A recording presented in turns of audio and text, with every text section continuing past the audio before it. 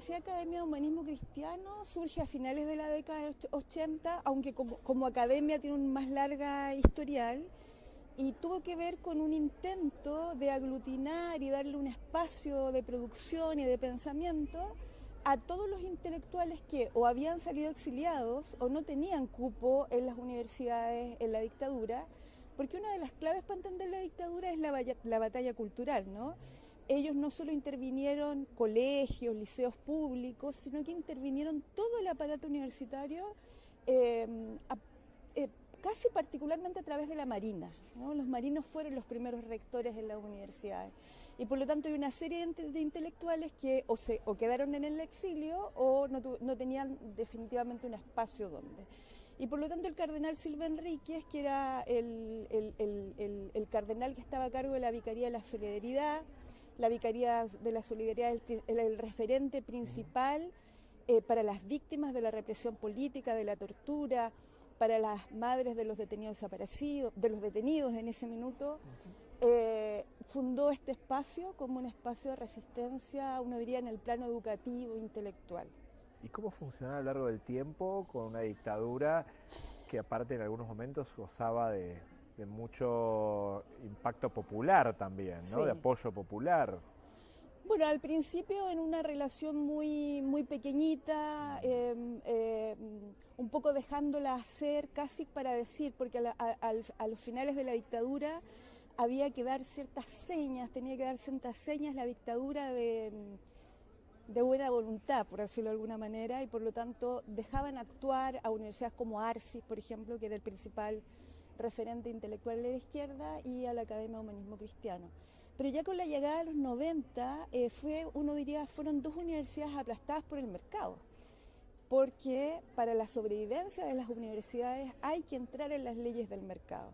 Y estas universidades no pueden entrar en las leyes del mercado y por lo tanto la resistencia no solo es cultural, también es económica, social y en la lucha permanente. ¿De qué manera la resistencia económica? ¿Cómo funciona eso? Porque en la lógica del mercado de universidades en Chile, que es un mercado de universidades que no ha salido del lucro, aun cuando tú sabes que hay toda una lucha por el fin del lucro, etcétera, pero las universidades siguen manteniendo fórmulas para mantener su riqueza. De hecho, muchas de las universidades están controladas por ex miembros de la dictadura, o el aparato civil de la dictadura, por decirlo de alguna manera. De hecho, las universidades más grandes están controladas por esos aparatos. Uno de los elementos para sobrevivir en ese mercado es una cantidad mínima de estudiantes, ¿no?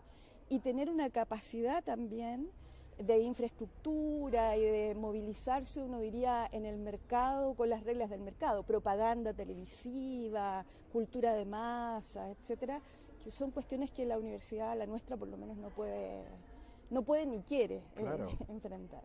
Qué fuerte ahí, porque si no era restricción por la censura, la represión y la persecución, las nuevas formas de restricción son el mercado, el neoliberalismo. Exacto. Y el capitalismo. Exacto, así es. ¿Y se puede salir de eso, hacer educación con otros marcos? Yo creo que se puede, aun cuando siempre nuestra piedra de tope son las acreditaciones. Nosotros hemos llegado a decir que estamos en coyunturas donde hay que meterse en esa regla mínima del mercado, porque es una regla del mercado en rigor. Las acreditaciones se armaron porque era tanto la falta de pudor que tenían las universidades que hubo que hacer una ley para decir ya pongamos algunos criterios de regulación, ¿no? Pero esos criterios finalmente también empezaron a ser criterios de reglas de mercado. Hay que meterse en eso. Lo que a nosotros nos enorgullece es que la formación de los profesionales, de los estudiantes, de la academia tiene mucho que ver con el sentido de lo público. Nuestros estudiantes se van a trabajar en el espacio público, a diferencia de los estudiantes de la Universidad Católica y de la Universidad de Chile, que muchos de ellos trabajan más bien en el sector privado o apoyan el sector privado. Hay una gran metáfora en la educación superior chilena que sería como un poco más largo de explicar, pero eso también es parte de hacer resistencia, ¿no? Que los más pobres están en una universidad privada como la nuestra y se van a trabajar al espacio público. La Católica sigue recibiendo a los sectores más acomodados, y la Universidad de Chile, que es la Universidad de la Nación, la Universidad de la República, está en la lógica todavía de la meritocracia. Es muy fuerte, pensaba en ese sentido, qué claridad que tenían y que tienen los sectores conservadores y los sectores de la dictadura chilena, que entendían que en las universidades se jugaba algo muy fuerte, ¿no? No había una mirada poco profunda en ese sentido por parte de la dictadura chilena. Para nada. Era un plan muy bien articulado, que contó con intelectuales, además, específicos, que van desde contar una historia oficial de por qué había que, comillas, hacerle un golpe a esta dictadura comunista de la Unidad Popular, como lo pensaban ellos.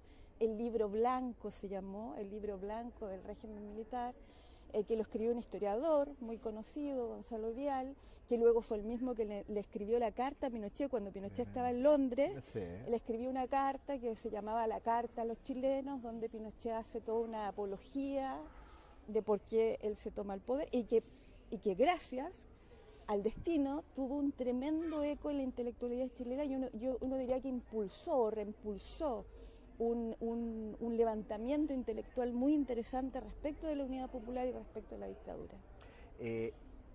Esas disputas por el sentido de las subjetividades y los sentidos sociales siguen muy vigentes. Muy Sin vigente. dictadura, en democracia, pero con neoliberalismo en el medio, siguen muy vigentes, ¿no? Sí. Ahora, siguen vigentes de una forma distinta, diría yo, ¿no? A ver.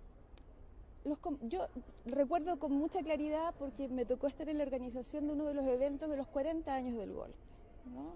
10 años atrás. En los 40 años todavía estábamos en este espacio de los gobiernos de la concertación y todavía uno diría en un espacio que tenía que ver con esta frase de Elwin de vamos a hacer justicia en la medida de lo posible, vamos a reparar en la medida de lo posible, ¿verdad? Todavía en ese espacio, y me parece que allí la lucha por la memoria tenía un lugar muy constructivista, ¿no? La memoria era para activar o recordar el proyecto popular de larga duración y buscar las formas de que esa memoria constituyera identidades, reconstruyera la lazo social, etc. Me parece que hoy día, después del péndulo que hemos vivido, ¿no? El estallido, el gran triunfo para bajar la dictadura de Pinochet y la gran derrota del 4 de septiembre, después de ese péndulo, también entendemos que hay una gran mayoría, una cultura de masas de los chilenos que está muy alejado de estos debates. Y eso es una lección muy importante para nosotros y es muy importante para la educación. Eso por un lado. Y por otro lado, una derecha brutal, envalentonada, ¿verdad?, que ha puesto el negacionismo como elemento principal del debate y le ha dicho el presidente Boric, si usted no dice que la Unidad Popular fue un fracaso y fue una dictadura, entonces nosotros no aceptamos que el golpe es un horror y la tortura es un horror. Terrible. Entonces hacen ese juego pendular, monstruoso diría yo, de no reconocer nada, en la medida de que el otro sector no reconozca algo que no va a reconocer nunca, porque no es cierto. Entonces, en ese marco, digo, nos has planteado resistencia a lo educativo, resistencia en lo educativo en un periodo muy complejo, Sí. pero también como en los periodos de democracia también el mercado juega un rol muy fuerte en la Muy atracción de algunas fuerte. cosas.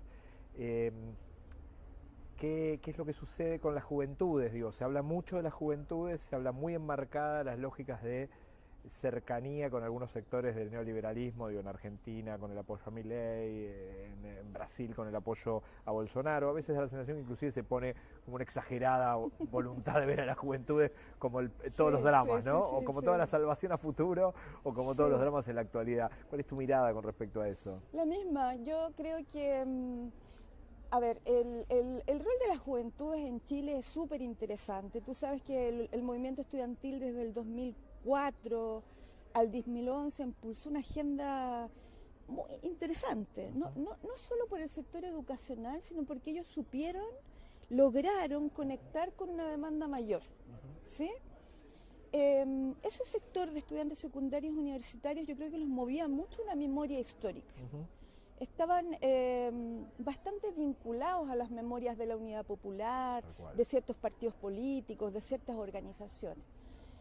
Pero también creo que un sector de la política chilena les dio un rol exacerbado respecto del cambio y la transformación social. Es como a estos chicos les toca, bueno, son ellos son, entre comillas, la vanguardia, cuando lo que menos ellos querían eran vanguardias, ¿te fijas?